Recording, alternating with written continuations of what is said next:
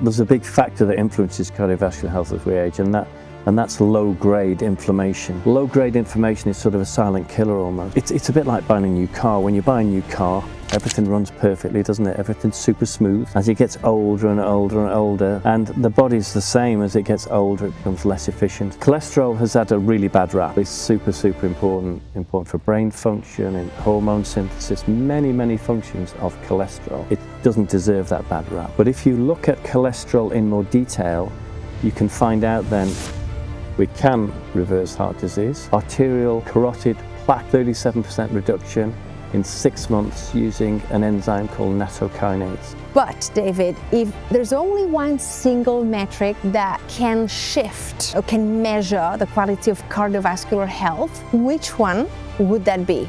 I'm going to say... Hi and welcome to a new episode of Sanno Health. This episode is a special one because today our guest, is someone I have been wanting to have here for a long time. We are going to talk about cardiovascular health and longevity. And that's because, as we age, as we go through life, we need different supplements, our body needs different things, and especially when it comes down to health and heart health. So, without further ado, let me welcome David Brassey. Hi, Ari. David, it's such a pleasure to have you here. Thank you. Pleasure to be here. As I said, I'm very excited to have you here.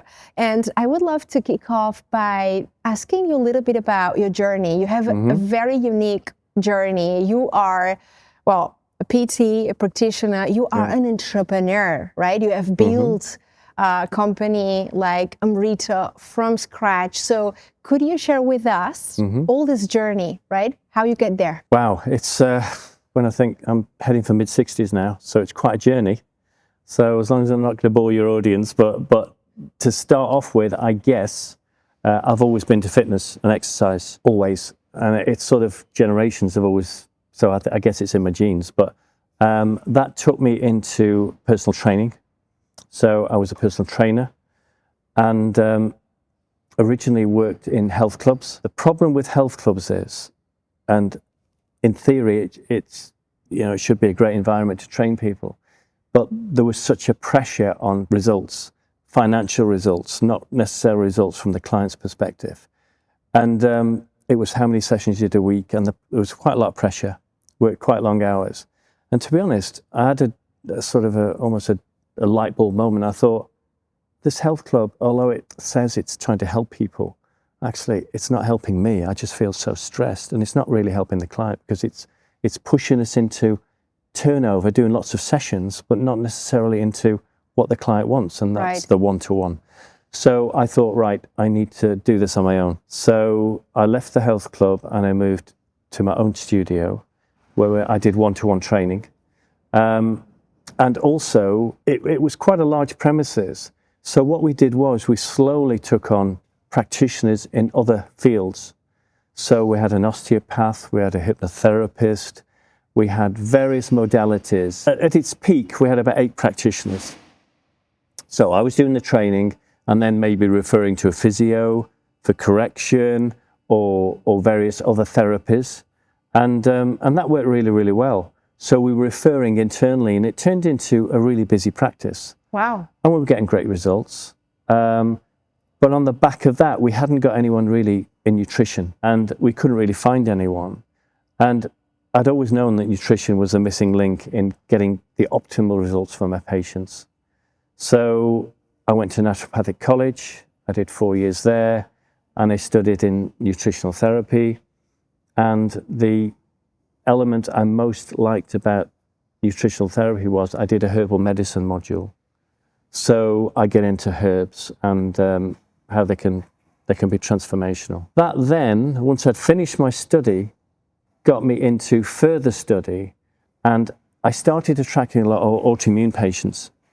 And more people are suffering with autoimmunity. And these autoimmune patients weren't being helped by the traditional medical system, which was all about suppressing the immune system. And if you suppress the immune system long term, it's it's counterproductive because, you know, it's not a long-term solution.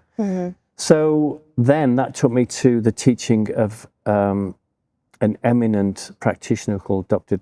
Datis Karazian.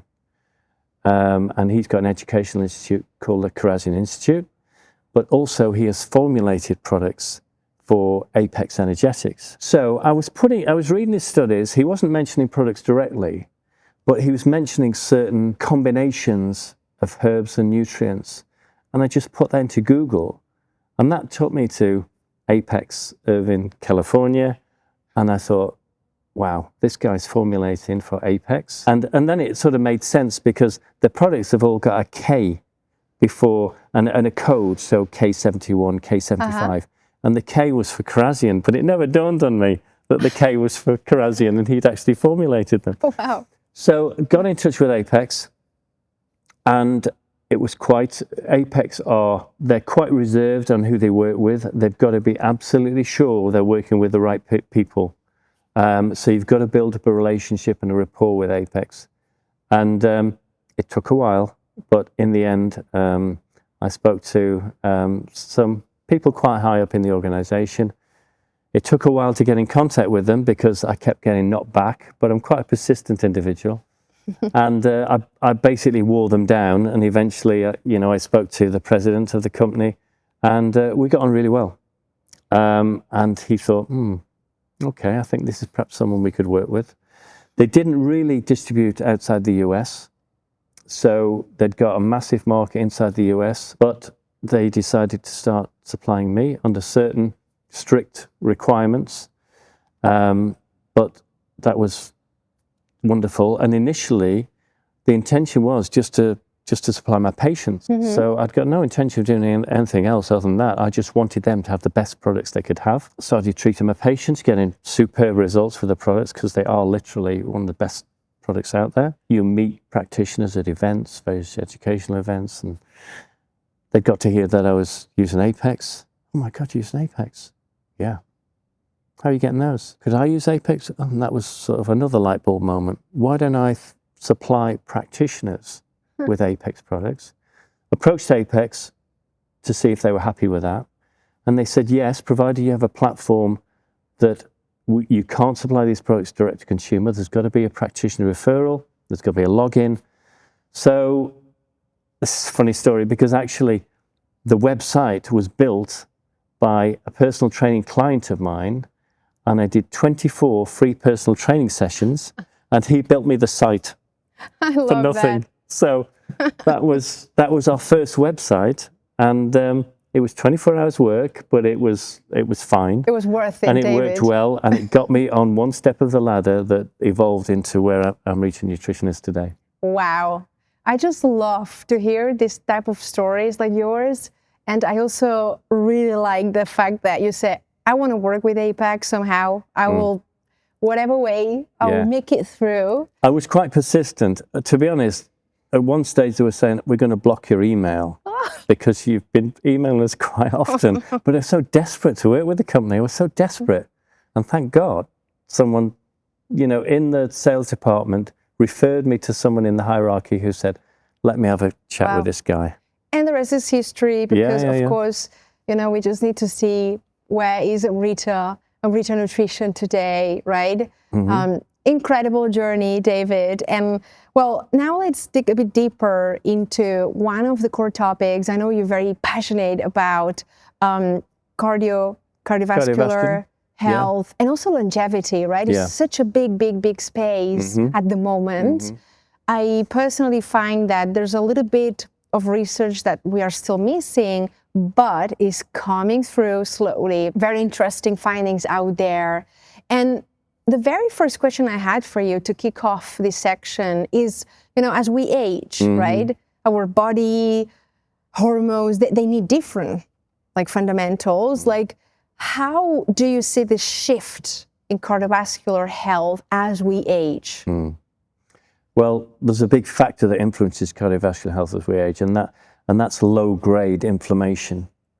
Low-grade inflammation is sort of a silent killer almost, because it's a bit like buying a new car. When you buy a new car, everything runs perfectly, doesn't it? Everything's super smooth and you can't hear the engine ticking over and everything's wonderful. As it gets older and older and older, things start to wear, engine gets a bit noisy, maybe becomes a bit more unreliable. The heart of the car is the engine becomes less efficient. And the body's the same. As it gets older, it becomes less efficient.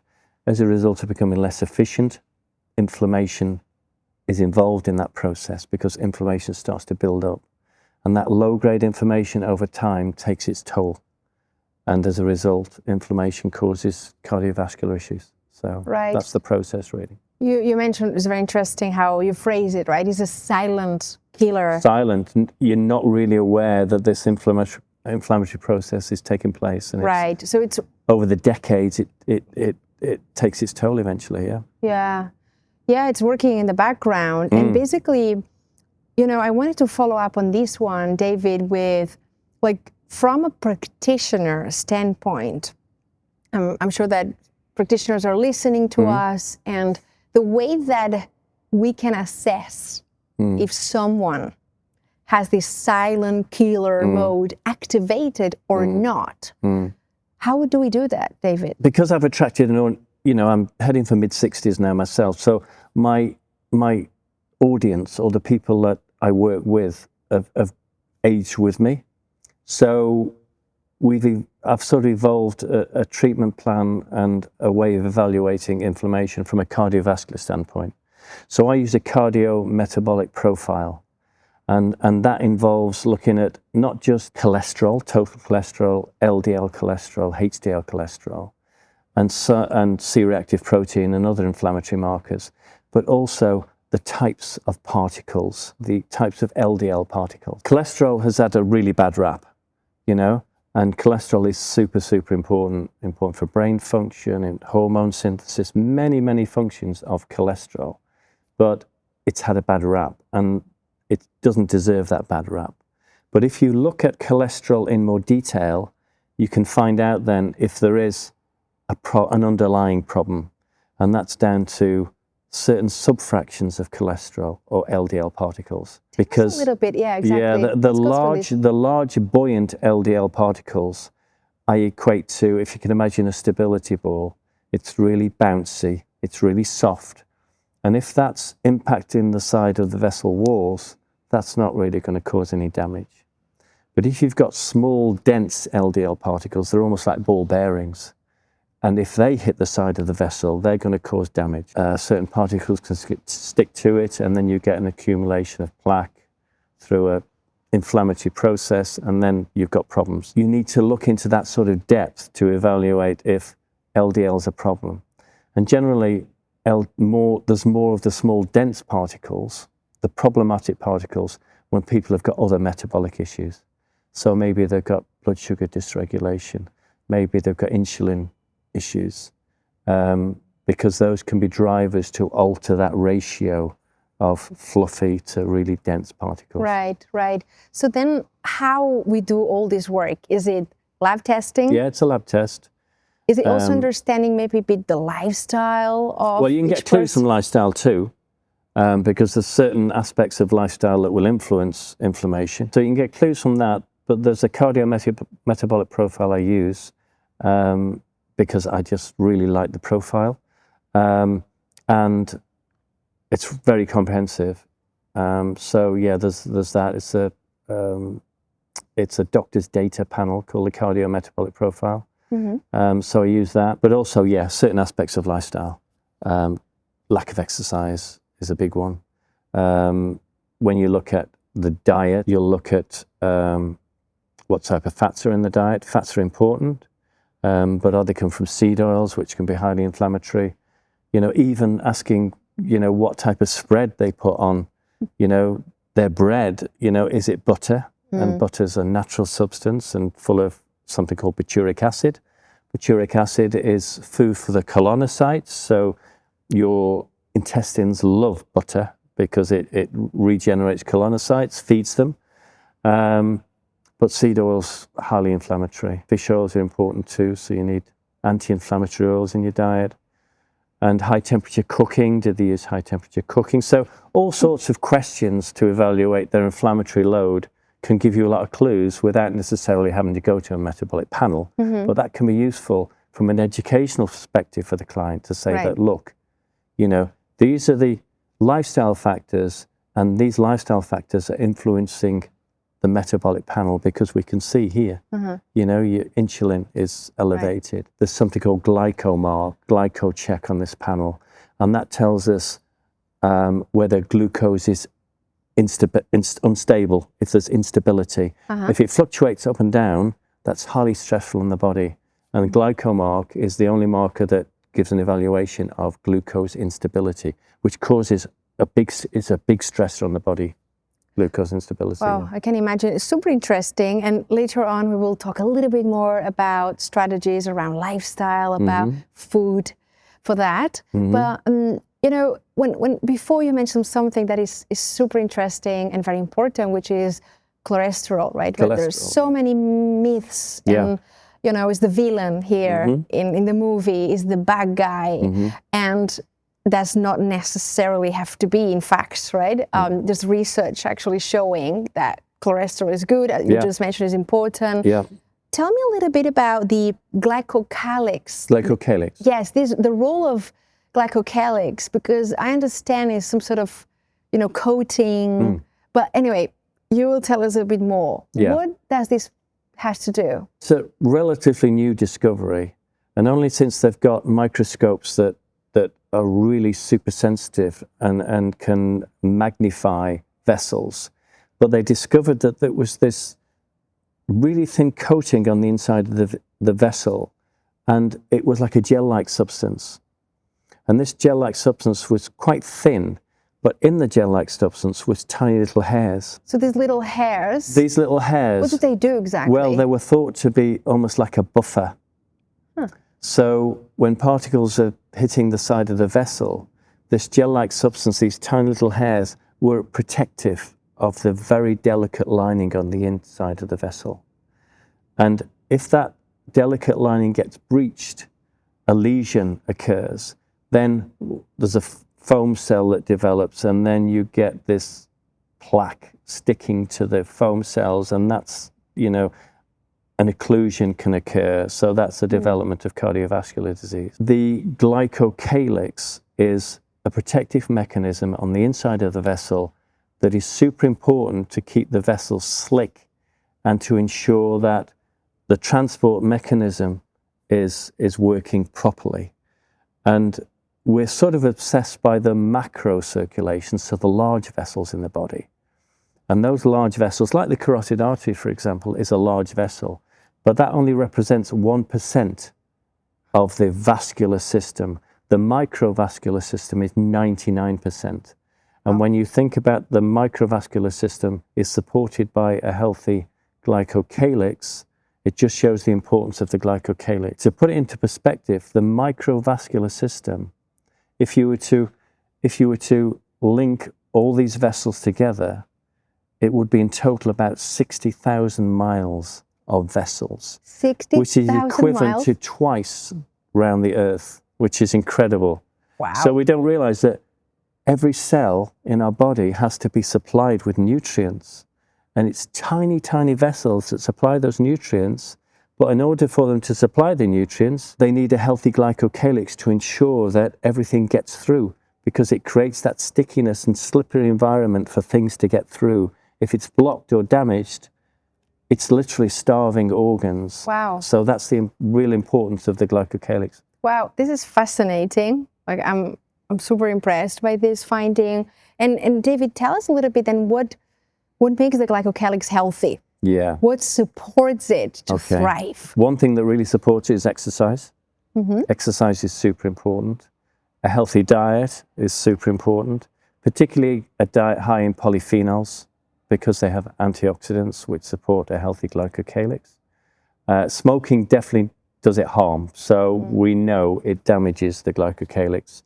Metabolic dysfunction damages the glycocalyx, so if you've got blood sugar dysregulation, you've got insulin issues. So high inflammatory markers like interleukin-6, that's damaging for the glycocalyx. So yeah, that's a stress, Stress. poor sleep.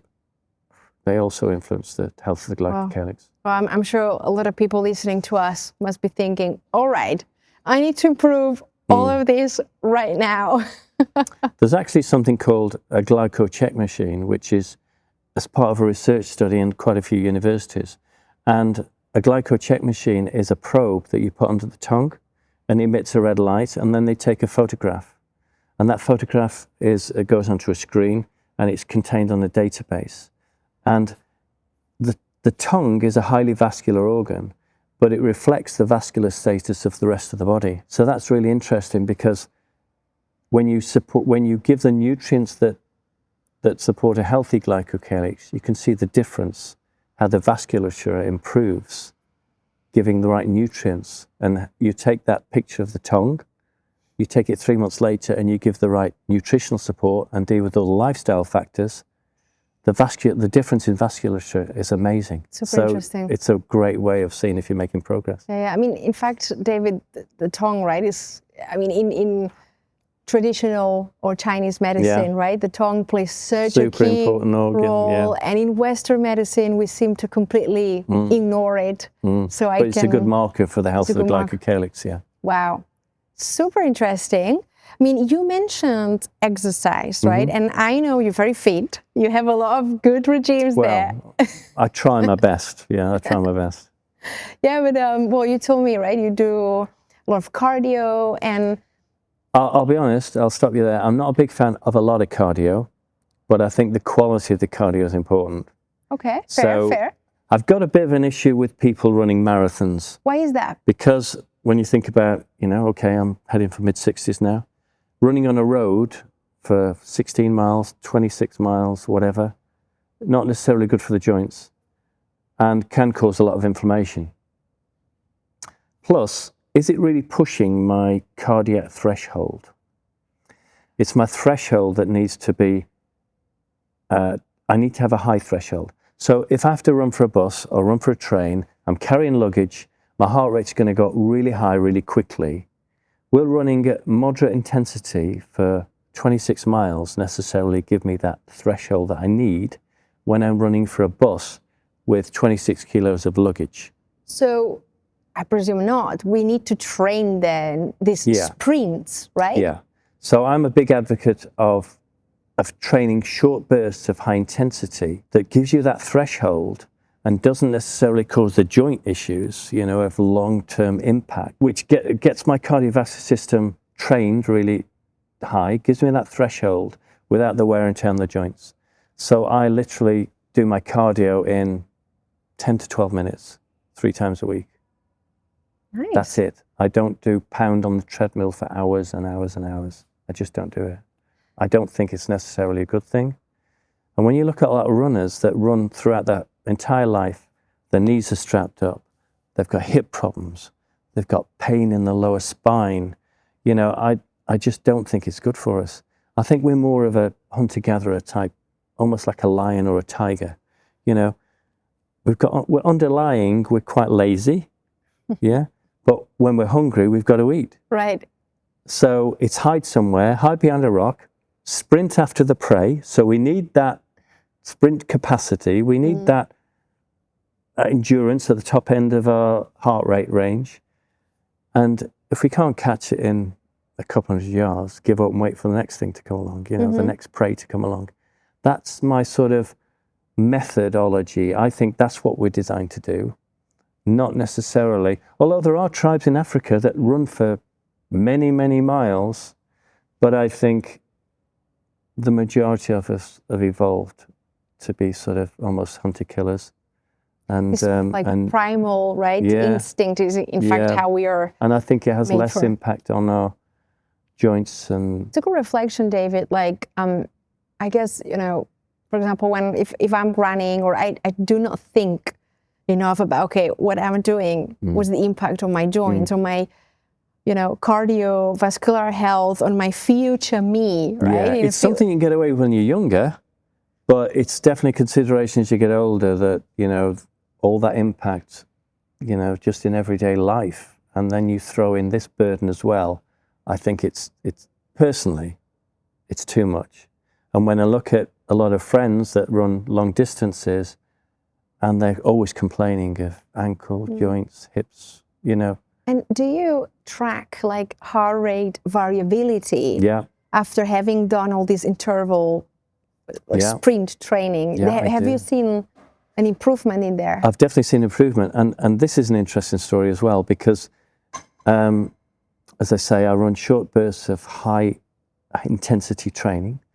So, you know, I'm running 20 kilometers per hour on a treadmill, which is pretty quick, isn't it? Yeah. Particularly for someone my age. Yeah. But I'm only here for 20 seconds, then I'm recovering.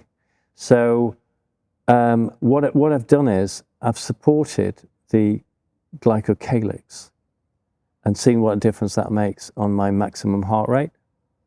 So my maximum heart rate at the end of these sprints was getting up to about 168 beats, which is pretty high considering my age. It is high. So 3 months I supported the glycocalyx with a supplement, and then I did it again, and my heart rate at the top end of the range reduced by 8 to 10 beats. Wow. So that just tells me that my microvascular system has become that more efficient, supplying nutrients, oxygen to working tissue, that my heart has to work less hard to perfuse the tissue and do the job it needs to do by supporting the glycocalyx.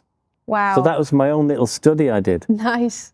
Thanks for sharing that, David. Yeah. I find this fascinating, and definitely I want to dig a bit deeper later to talk a little bit about more this supplement and an active component around it. Before we switch to our true and false section, are you a practitioner and do you want David's protocols? Then head to amritanutrition.com and then go to Manage My Practice within Amrita portal. And there you can find all his protocols in one place to manage your practice and your clients. Now, let's continue with the episode. You know, I would also dip a bit deeper into the food as medicine for cardiovascular health. Like, what are the top go-tos when we need to feed for our heart, right? And help heart to not, you know, make this effort and how in the long term, what's the best, not diet, I don't like the word diet, but nutrition plan the type of foods.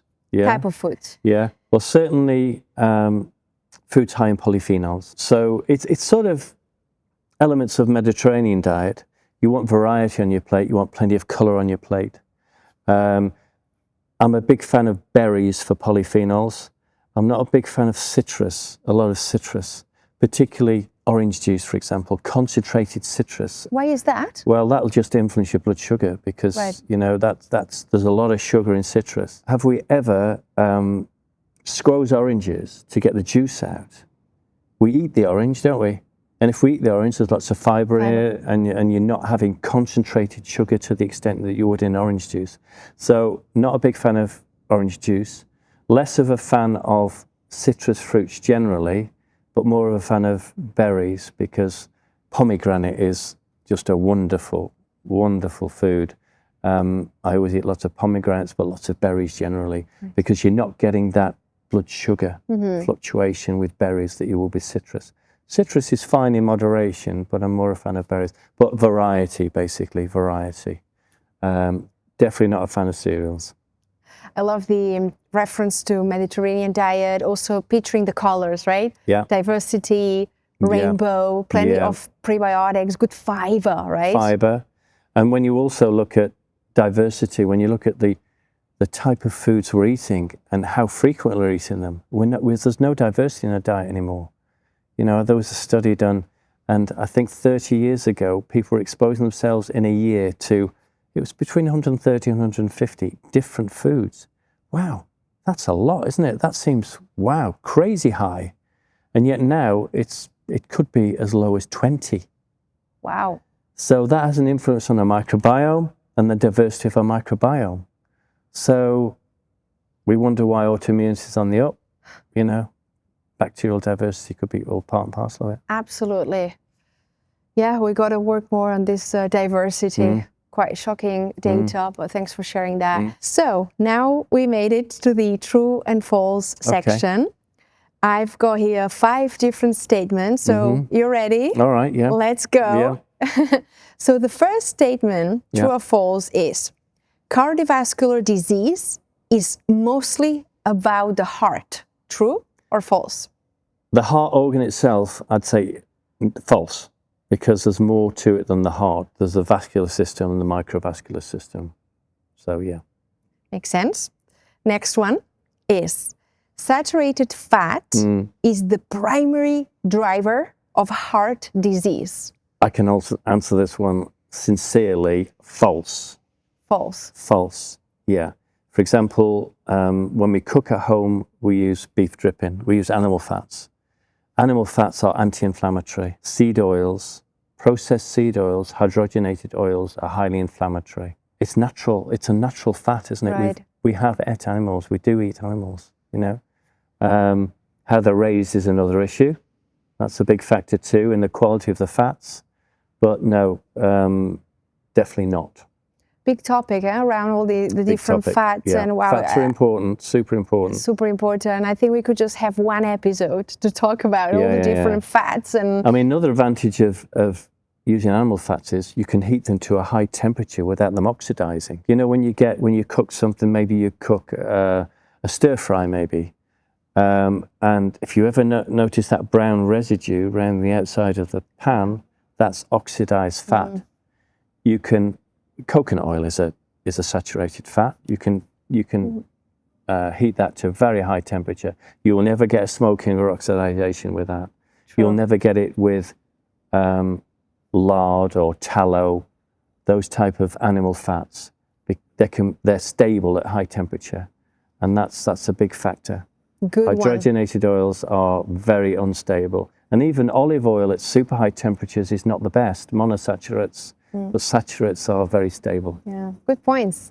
So we go for the third one, which is red meat causes heart disease. True or false?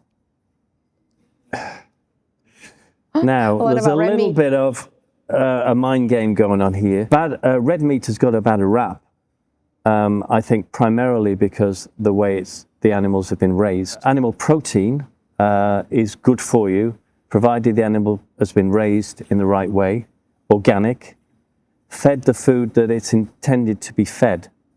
So, for example, cows, beef cattle, should eat grass, yeah? They should eat grass year-round. They shouldn't be fed corn, and they do feed cattle corn. Yeah. Corn is inflammatory for cattle, and it will reduce the quality of the meat. So, if it's grass-fed, beef, definitely great source of protein, and that's what we have. That's what we eat at home. But if it's bought from a supermarket, intensively raised, hormones may be used in the production of to try and increase the weight of the cow, the cattle, the meat that's produced. That's a big no-no. That's a big no-no indeed. Interesting, the use of bovar. You know, in milk to try and, you know about this, do you? Methane production is allegedly involved in global warming. So they give this drug called bovar to cattle, which reduces the methane output of the cattle, but is making them ill. Oh. So, and it's tainting our milk and our dairy. Do we know the long-term impacts of that? We don't. Back to the original question. No, provided the cattle are raised in the right way. Great clarifications. And it doesn't necessarily have to be more expensive. If you go direct to the farm, right. You're cutting out the middleman, the supermarket, you're getting better quality meat, the farmer's been rewarded properly for the meat they produce, and you're getting the best quality meat. And it comes to us frozen, overnight, and straight in the refrigerator, and you've got the best quality meat you can get. 100%. I mean, I totally agree with you. And also we are supporting farmers. Supporting the farmer. Right? And not the big industry behind it. And, exactly. I really, from here, make a call to action to anyone listening, right? To make the effort, right? I mean, for those living in cities or it's just hard. Yeah. there's plenty of game-changer. farms out there that sell direct to the customer. I use a company called Eversfield in the UK, Eversfield Organics, but there's loads out there. Lots of that. And you're supporting the farmer, they're making a proper income from it and not at the mercy of the supermarkets. So I come from a farming background, so I've got a passion for farmers. I can notice It's that. a dairy farm we were on, and we used to supply milk direct to the public rather than through supermarkets. Yeah, Amazing. A long time ago, but yeah. All right. Well, let's go for the fourth one, which is we cannot reverse heart disease. True or false? False. False. We can reverse heart disease. To the extent depends on the individual and all the other factors, lifestyle factors, whether they exercise. What you just explained earlier, right? Yeah, In that but direction. also, for example, there's a big meta-study just come out that arterial carotid plaque, 37% reduction in 6 months using an enzyme called nattokinase. Wow. Other supplements that I use in my protocol, my cardiovascular protocol, but that's one of the most important ones. If plaque's building up in the arteries, that's a serious issue. So if you've got a supplement that can reduce that by 37%, that's a lot. It's remarkable. That's remarkable. Using a natural substance with no side effects, Incredible. that's a big positive. So yes, it can be. Amazing. Well, I'm sure a lot of people listening to us, a lot of practitioners might want to have your cardiovascular health protocol. So more into that soon. Okay. And the last of the section is the following. Intermittent fasting is beneficial for heart health and longevity. True or false? I can't say true or false to this one, definitely, because I know from experience, intermittent fasting suits some people, but it doesn't suit others. If you've got someone who's hypoglycemic, ultra-fast metabolic rate, it can make them ill, fasting. Literally because they need a constant source of energy. And there are certain metabolic type. There are different metabolic types. We're all unique and we're all different. But for someone who I'd term as a fast metabolic rate or a fast oxidizer, it's not a good thing. It's not a good thing. They feel faint, they feel lethargic. It will make them feel ill. They'll have no energy, they'll feel sleepy, moody, not probably the best plan for them. It can be a long-term strategy, but you have to work really, really hard to enable that type of client to get there. It's like train, right? They have to train them over a long period of time and extend their eating window and really be careful about maybe high-fat, high-protein diets. And, so there's a lot of dietary manipulation required and a lot of effort required for certain types. But for the vast majority who have metabolic issues, it's a good thing because their liver is full of glycogen, they've got too much energy in their body, and you're basically depleting reserves so that the metabolism switches to fat burning from burning sugar, basically. So you've got a metabolic switch that through intermittent fasting you can flick people over to become more efficient at burning fat. That makes a big, big difference then because weight loss really kicks in and they start to be more efficient from a metabolic standpoint. So intermittent fasting can be really good for, I'd say, probably the vast majority of the population, but there is a certain subsection where it's certainly not suitable. Yeah, and we are all different, right? We're all different metabolically. Point, it's so important to treat everyone, like personalize the protocols, right? And of course, work with practitioners like yourself to and make it goes sure, right back to the teaching of a dentist called Weston Price.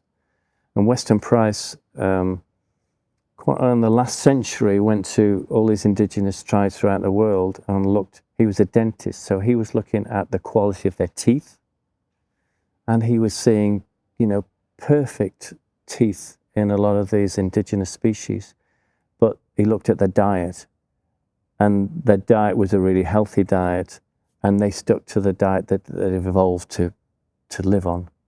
And we've evolved a long way from that. And obviously, a lot of people have dental issues as a result of eating a diet that we haven't been evolved to eat, really. We can't handle it. Yeah. Well, David, but well done. This is the end of the true false section. Okay. And now we are embarking into the last kind of block of the episode, which, it gets a bit more actionable for, the practice, real cases. And I would like to start off by asking you, what are the targeted supplements for cardiovascular health? And here, let me just rephrase this a little bit, because as you said, we need to prepare, right, over the lifetime for this. We need to train, we need to, what are the different active components that we could be looking at in certain moments of our life to thrive at cardiovascular health and live long? Okay, yeah. Well, the first thing is, when you're relatively young, polyphenols. Make sure your diet is rich in polyphenols, because that is really important for the production of nitric oxide, making sure your glycocalyx is healthy, your endothelium is healthy, and your heart is healthy. So that's number one. Number two, just be careful with the type of toothpaste and the type of mouthwash because of fluoride. Fluoride, why is fluoride in toothpaste? Why is it in water? It's a long story, but basically it's a byproduct of aluminium manufacture. So when they manufacture aluminium, they get these piles of this byproduct, and they thought, what are we going to do with this? Fluoride, what are we going to do with it? And they thought, let's put it in the water supply. Because they did a bit of research, and actually it does make teeth stronger. But the problem is, it makes teeth brittle. That's the problem. And it's also toxic, particularly for the thyroid gland. But also, it's not until maybe, decades later that they found out that it's also fluoride remodulates the microbiome in the mouth. And there's certain bacteria in the mouth work on nitrates. So there's dietary nitrates. So when we eat fruits, vegetables, things like beetroot, spinach, they're high in nitrates. And those nitrates, when you eat, there's certain bacteria that convert those nitrates to nitrite, and from nitrite to nitric oxide. So when we swallow, then nitric oxide, it stimulates the production of nitric oxide in our system. So there's endothelial nitric oxide, which is produced in the vessel itself, but also there's nitric oxide produced from dietary sources of nitrate. And if you haven't got the correct bacteria in your mouth, that conversion isn't going to take place properly. So in people who have high nitrate diets, 70% of the nitric oxide that they produce is via the diet.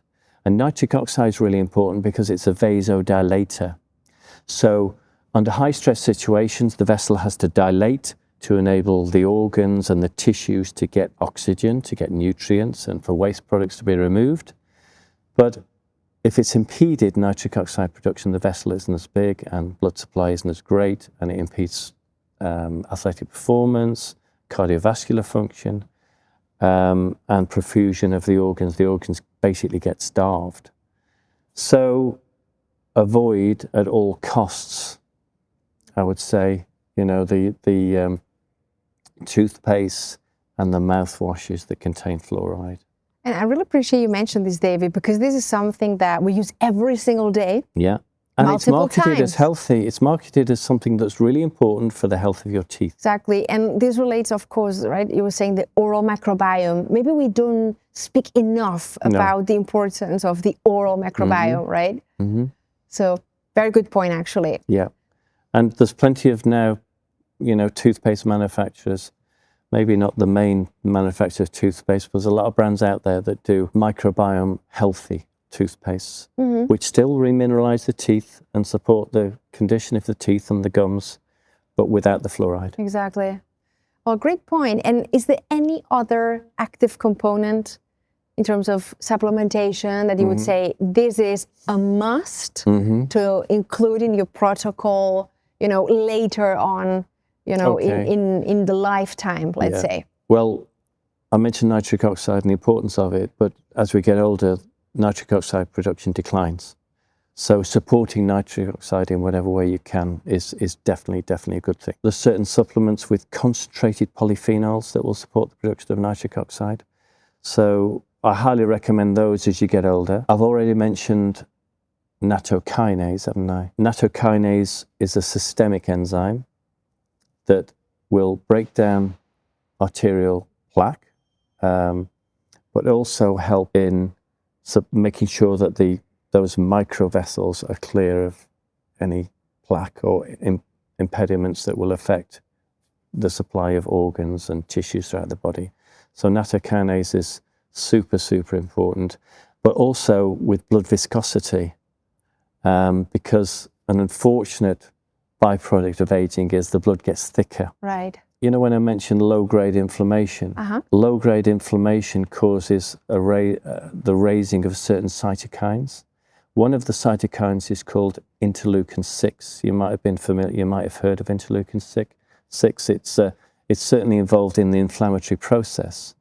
Interleukin-6 increases as we age. That causes an increased production of fibrinogen in the liver.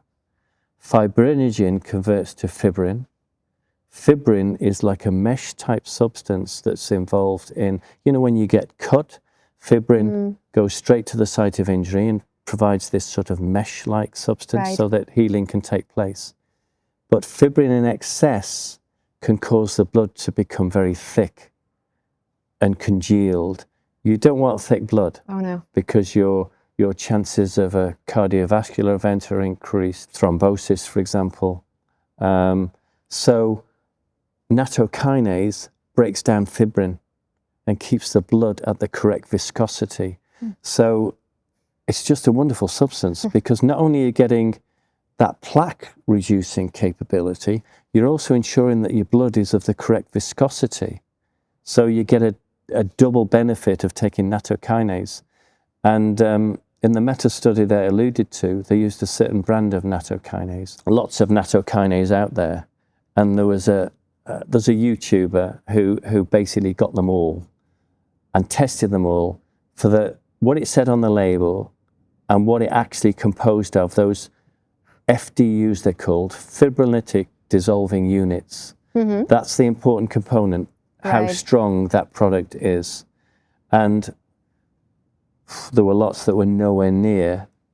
There were quite a few who'd got the recommended level, the declared level on the label, but there were some that far exceeded the declared level on the label. And there was one brand in particular by a company called Arthur Andrew Medical that was way above the recommended.